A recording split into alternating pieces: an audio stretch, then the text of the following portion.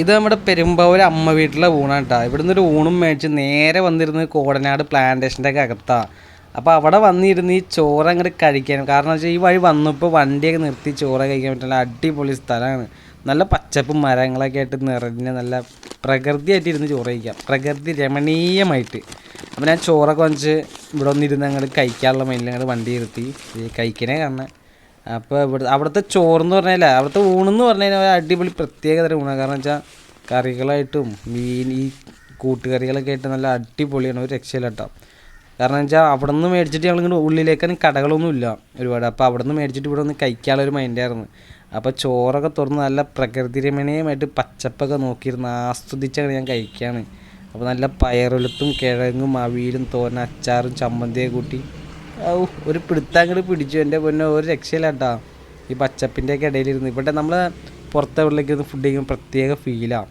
കാരണം വെച്ചാൽ ഇവിടെ എന്ന് വെച്ചാൽ ചുറ്റിനും വീടും കാര്യങ്ങളൊന്നുമില്ല, ഫുള്ള് എന്താ പറയുക പച്ചപ്പായിട്ട് ഇങ്ങനെയൊക്കെ നിറഞ്ഞേക്കാം.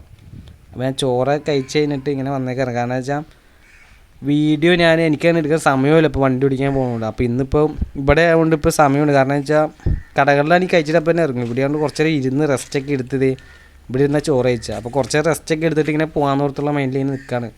കണ്ടോ മൊത്തത്തിലൊരു പച്ചപ്പായിട്ട് നിറയ്ക്കുക. ചുറ്റിനും വീടും കാര്യങ്ങളൊന്നുമില്ല. അത് റബ്ബറും കാട്, പാടം, തോട്, അങ്ങനെ ഒരു ഇതാണ് ഇവിടെ.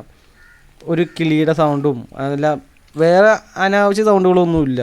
നല്ല അടിപൊളി ഫീൽ ഗുഡ് സൗണ്ടാണ് അവിടെയൊക്കെ, നല്ല പ്രകൃതിയായിട്ട്.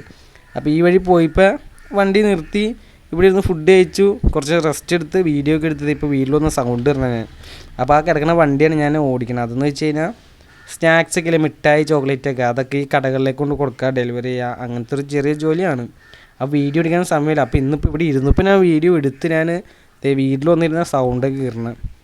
അത് സൗണ്ട് ഇട്ടപ്പോൾ ഒന്നും ശരിയായില്ലായിരുന്നു. അപ്പോൾ ഇതിപ്പോൾ അങ്ങനെ ഒരു സെറ്റപ്പാണ്. അപ്പോൾ കണ്ടില്ല. അപ്പോൾ ഇപ്പോൾ വണ്ടി ഓടിക്കാൻ പോകുന്നതുകൊണ്ട് വീഡിയോ ഒന്നും എടുക്കാൻ അങ്ങനെ സമയമില്ല.